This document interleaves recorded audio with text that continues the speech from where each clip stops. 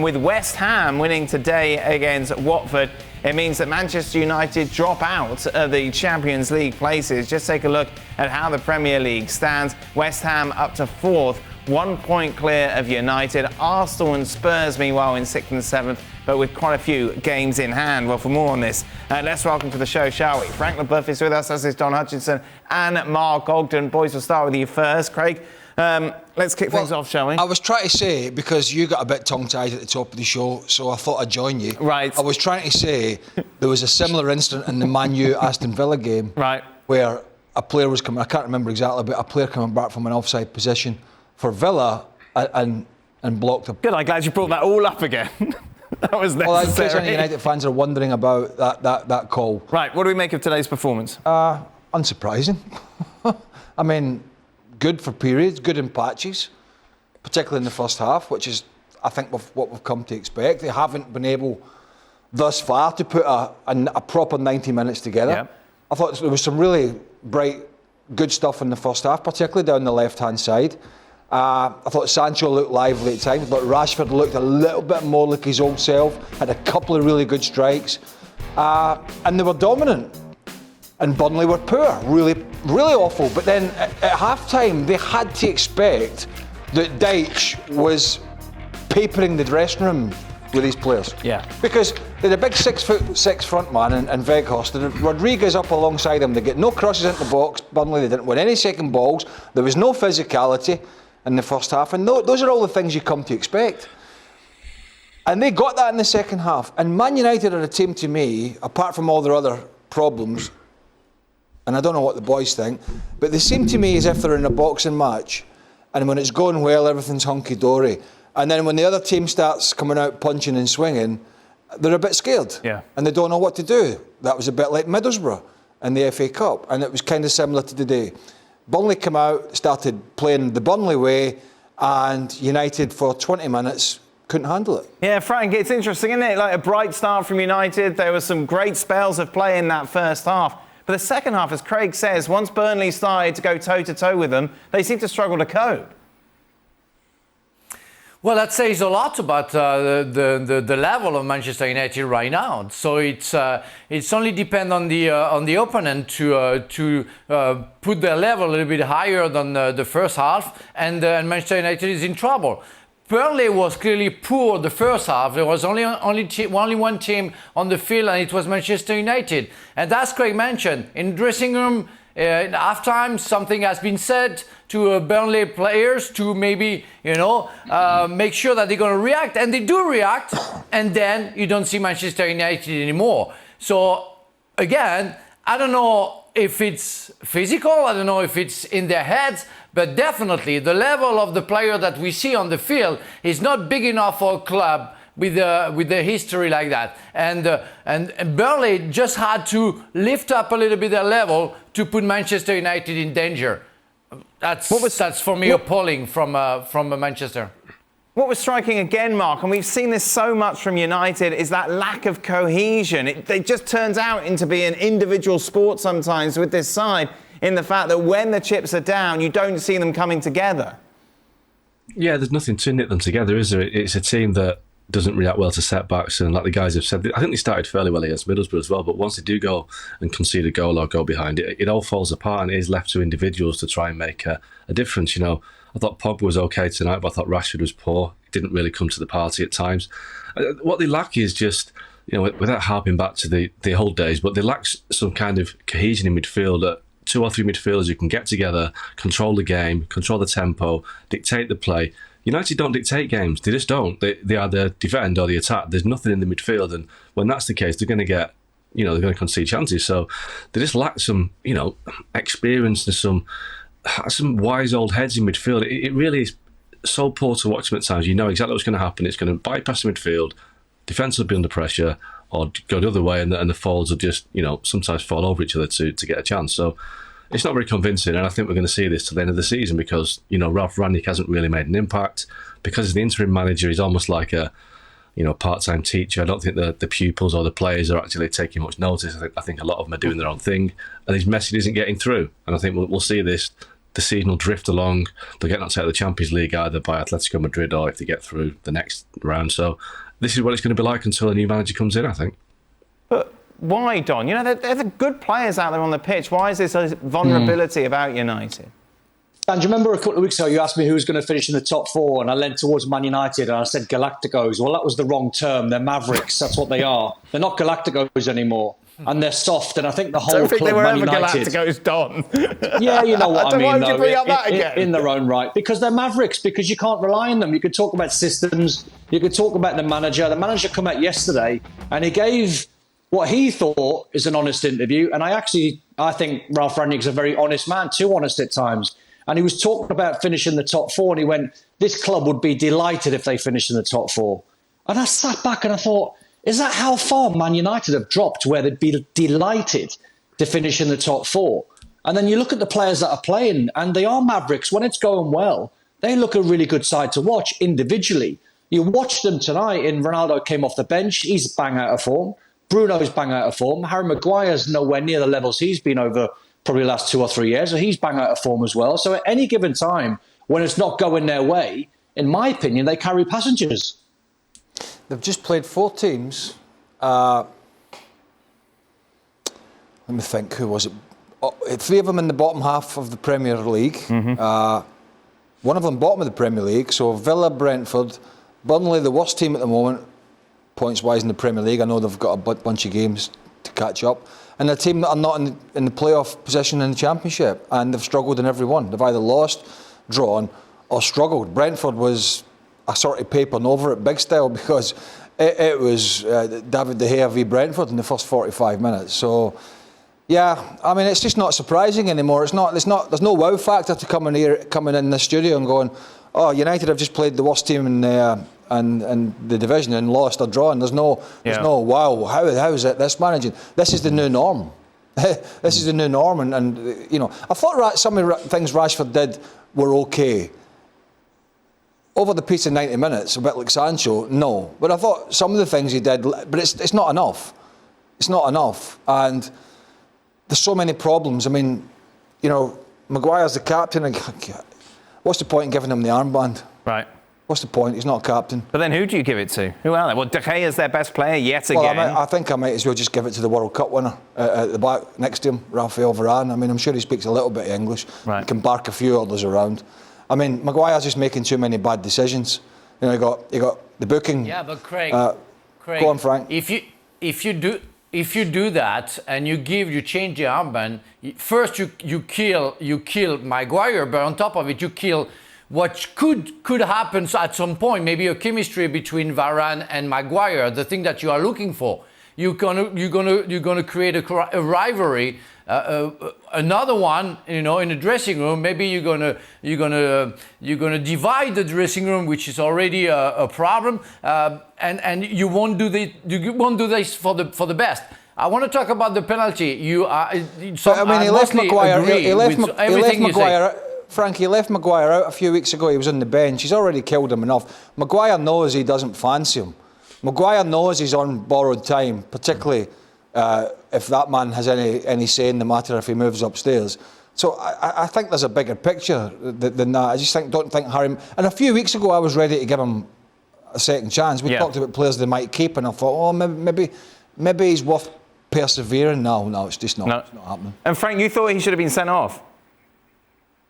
Yes, for me, yes, because we don't know what De Gea is going to do. If De Gea was going to get on the ball, that we don't know. I will never know. But what we know is that Maguire intentionally stopped the action of the striker and is the last defender. So for me, it's a straight red card.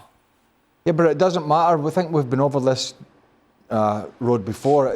I think if there's if he's denying it, he's denying a clear goal scoring opportunity. If it's not violent conduct, which it wasn't, it was cynical. It's then denying a clear goal scoring opportunity. And when they looked at it on VAR and they rolled it back, there must have been a doubt that the Burnley player was going to get there ahead of David De Gea. That can be the only thing. Otherwise, they would have instructed the referee to go to the monitor and say, look, we don't think the goalkeeper was going to get there. So they must have looked at that. So Cristiano Ronaldo not in the starting 11, as we mentioned. Rangnick was obviously asked about bet he's that loving his time ahead back of the at game. This is what he had to say about the decision to drop Ronaldo and start Cavani ahead. We played Burnley a couple of weeks ago and seen quite a few games here at Turf Moor. We knew in the early stages it will require a lot of running, chasing balls, a lot of fighting for second balls. So I decided to start with Cavani because this kind of profile suits him. Mark, what are they going to do with Ronaldo?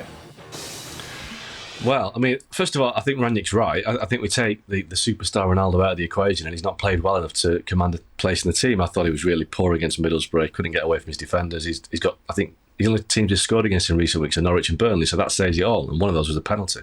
So Ronaldo's not performing, but he didn't sign up for Man United to spend a wet Tuesday night in February on the bench at Burnley. He just didn't. He wanted to be playing and scoring goals in those games. So they've got a lot of problems in the summer, as we know. They've got so many issues to address. Cavani's out of contract, will probably leave. Pogba's out of contract, will probably leave. They've got defenders they need to replace. They've got midfielders they need to replace. They're going to have a big decision about Ronaldo because he's got a year left on his contract. He's not going to want to stay and be a bit part player, which is probably what he is now. He's probably a 20-minute player at the end of games in terms of what he can do in the Premier League. But he's not going to stay for that. Now, the problem United have got is that he was signed up to really big contracts in the summer, probably about £500,000 a week once you count everything that's involved. Who's going to pay that? Last season when he left Juventus, there were only two takers, Man City and Man United, in the running. City won't want him again. United, they could pay the wages, but where's he going to go? He can't go to the MLS because the money is just too big for MLS. So what's he going to do? Is he going to go to the Middle East, Qatar or Saudi Arabia? You know, what an end to his career that'll be, you know, especially if they miss out on the World Cup. So massive summer for Ronaldo. And I wouldn't bet on him being at United next season because it doesn't fit. And if a new manager comes in, or when a new manager comes in, it's probably going to be in his favour for this situation to be addressed before he comes, because if it's Pochettino or somebody like that, he's not going to want Ronaldo. He's going to want somebody who can work hard, and Ronaldo has worked hard by this season. He has put it in, and I think he's shamed some of his younger teammates. But he's 37. I don't think he has the legs anymore to play as often as he wants to play. Don, do you agree that he's a 20-minute player? I think the problem is, Dan, I think you could probably say there's quite a few of them. I think Jesse Lingard's the same. Martial's exactly the same before he left. I'm reading on social media, and I think they're right in Marcus Rashford. He seems as though he might be best as an impact player as well. And just going back to the point I made before about the club and the team being soft, and then Frank brings up, you can't take the armband off Harry Maguire because it'll kill him. Dear me, is that where we've come from, where you can't take an armband off someone because it might hurt someone's pride? I mean, you've got to do what's best for the team or what's best for the club. If stripping Harry Maguire might kill him and dent his confidence, it might not. It might throw him the other way. Wearing that armband for a club like Man United might weigh quite heavy when you're not playing well. And it might be a burden, but that's part of the problem when I said they're soft. Ronaldo, 20-minute player now? Is that where we're at? Well, I wouldn't mind getting $500,000 a week for 20 minutes. It's like, well, yes, of course. Here or there. It's, well, I think at the end of the day, he'll have to accept that he's going to have to taper his game, and managers will see it that way. But I don't get the feeling that he's going to take that too well. No. Bearing in mind the kind of player he's been and his pomp. But things move on, and unless you're in a team that are all sort of built around you, and you know you can just do what you need to do, then it's not really going to work. And as Augie said, when a new manager comes in, and there's no way, there's not a hope in hell Rangnick's getting the job at this point. It's just not going to happen. He's had absolutely no impact whatsoever. And as I said last week, he's inherited a bigger mess than he could ever have believed. Yeah, I mean, I don't think it's a problem for Man United if Ronaldo, in terms of football, if he goes, he goes. If he stays, he stays. He can be a squad. But I think, as Mark said, it's the finances. It's a lot of money. It's a lot of money to potentially have a guy there who is not going to be a happy chappy if he's not playing. That's going to filter through to the other players, and they're paying him an awful lot of money. In fact, that sounds familiar at Man United, doesn't it? Indeed. It's Alexis Sanchez. Yeah, exactly. And you talk about money. You take a look at these stats that were released this week. United's net spend has been more than anybody else since 2012. They've lost over €1 billion on players. It's quite extraordinary when you take a look at these figures in black and white, Mark. And what is striking is the fact there doesn't seem to be any sort of light at the end of the tunnel. Yeah, I mean, I think these figures are really interesting because what it shows is that United's transfer dealings in that period, since Alex Ferguson left, have been disastrous. I can't think of any players that they've signed in that period that have actually improved while at United. Maybe Bruno Fernandes could say that you could get a bit more money for him than actually paid for him. But if you go through the signings they've made, I don't see any of them coming out to the end saying they've made them better, which is an indictment of Man United. Now think of the strikers they've signed over that period. Some on loan, some for fees, whatever, some free transfers. Falcao, Ibrahimovic, Lukaku, Edinson Cavani, Ronaldo.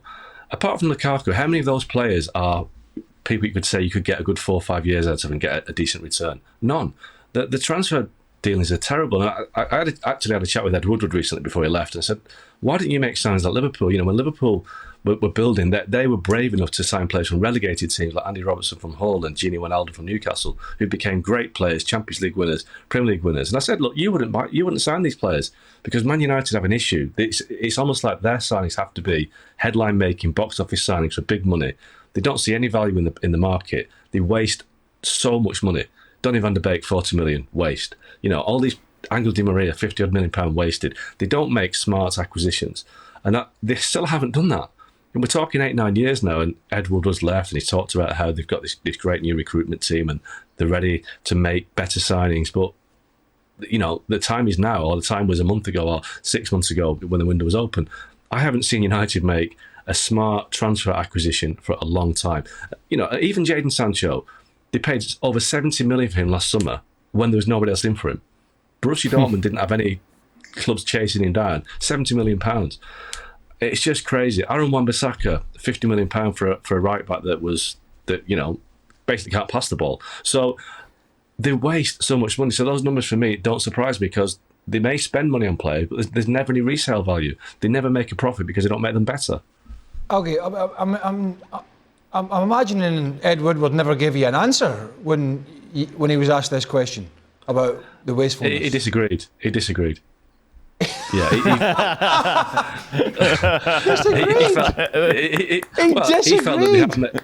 he felt that they have made, because they made a profit on Daniel James, but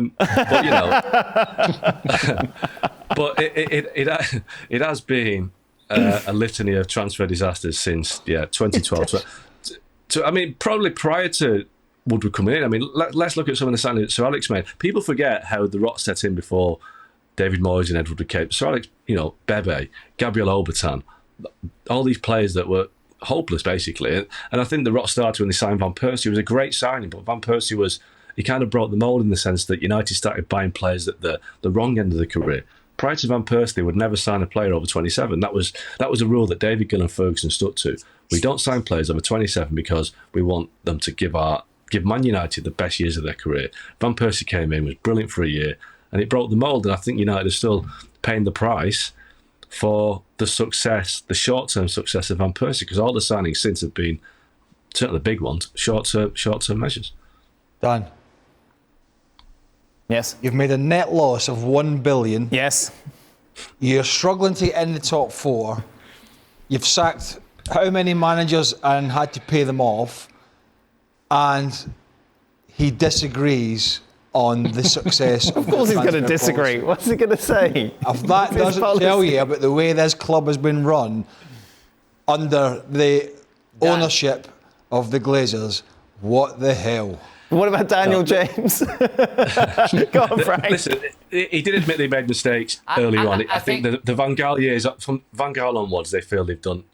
When Van Gaal left, they think since Van Gaal they've had a better fist of it. But I think you look at the players you've signed, and I'm not quite sure that's right.